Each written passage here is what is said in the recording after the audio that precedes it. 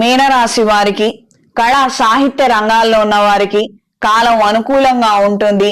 ప్రజా సంబంధ బాంధవ్యాలతో కూడుకున్నటువంటి వ్యాపారాలు చేసే వారికి, ఆయా ప్రొఫెషన్స్ లో ఉన్న వారికి కాలం అనుకూలంగా ఉంటుంది. అంటే ఈ టీవీ మీడియా, ఈ యొక్క సోషల్ మీడియాలో ఉండే వారికి ప్రజాదరణ, ఆకర్షణ మరింతగా పెరుగుతుంది. మార్కెటింగ్ డిపార్ట్మెంట్ లో ఉన్న వారికి కూడా కాలం అనుకూలంగా ఉంటుంది. కొత్త స్ట్రాటజీస్ ఫాలో అయ్యి వ్యాపారాన్ని గట్టెక్కించుకోగలుగుతారు.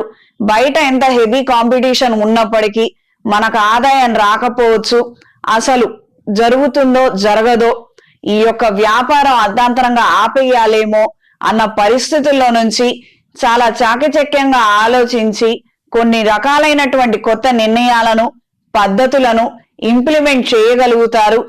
దీనికి సమయం అనుకూలించే అవకాశం ఎక్కువగా ఉంటుంది. మీకేమైనా ఆలోచనలు ఉన్నా కూడా ఇంకో మారు ఆలోచించకుండా ఖచ్చితంగా వాటిని వెంటనే ఇంప్లిమెంట్ చేసే ప్రయత్నాలు చేయండి.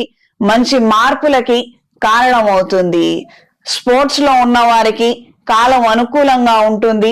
ఏదో ఏలినట్సే నడుస్తోంది, ఆరోగ్యం బాగుండదంటారు, ఎదుగుదల ఉండకపోవచ్చు అంటారు, ఎక్కడ వాళ్ళు అక్కడే ఆగిపోయాము, మాకు ప్రోగ్రెషన్ కనిపించలేదు అంటున్నారు, మనం ఇంత కష్టపడి ప్రాక్టీస్ చేస్తున్నాము, టోర్నమెంట్స్ ఉన్నాయి, మరి మా పరిస్థితి ఏంటి దేవుడా అనే ఆలోచనలు ఏం అవసరం లేదు. మనం నిస్వార్థంగా మన పని మీద మనం 100% కేటాయించి రెస్పాన్సిబుల్ గా మన పని మనం చేయగలిగితే రావాల్సినటువంటి ఆదరణ, రావాల్సినటువంటి మెడల్స్, గుర్తింపు వాటి వెనకాలే వస్తాయి. ముందర ఎవరికైనా ఆకర్షణీయంగా ఉండే అంశాలు మాత్రం ఏవి ఏలినాటి శనిలో రావు.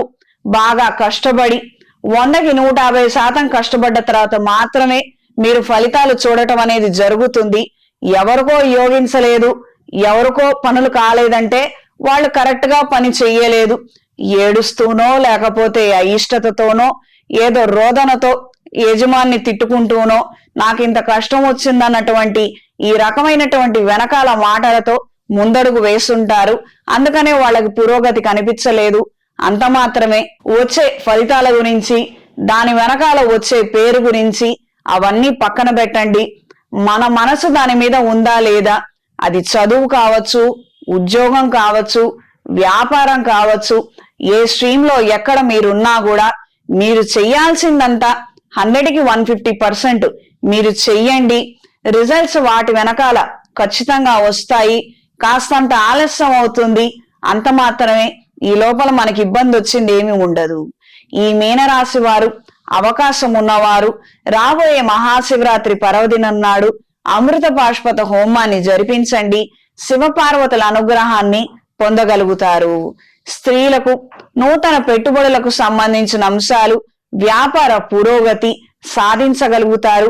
కొన్ని కార్యక్రమాలకు సంబంధించి విలువైన వస్తువులు, ఆభరణాలను ఇంట్లో వాళ్లకు కొనే విధంగా పరిస్థితులు ఏర్పడతాయి. మునుపెన్నడూ లేనటువంటి విధంగా మానసిక సంతోషాన్ని కలిగి ఉంటారు.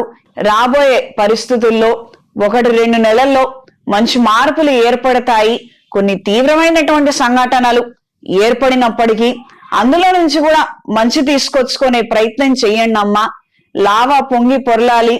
వాల్కనో ఎరప్షన్ జరిగితేనే కొన్ని సంవత్సరాల తర్వాత వజ్రాలు బయటపడతాయి. లేకపోతే వజ్రం ఎక్కడి నుంచి దొరుకుతుంది? దొరకదు కదా.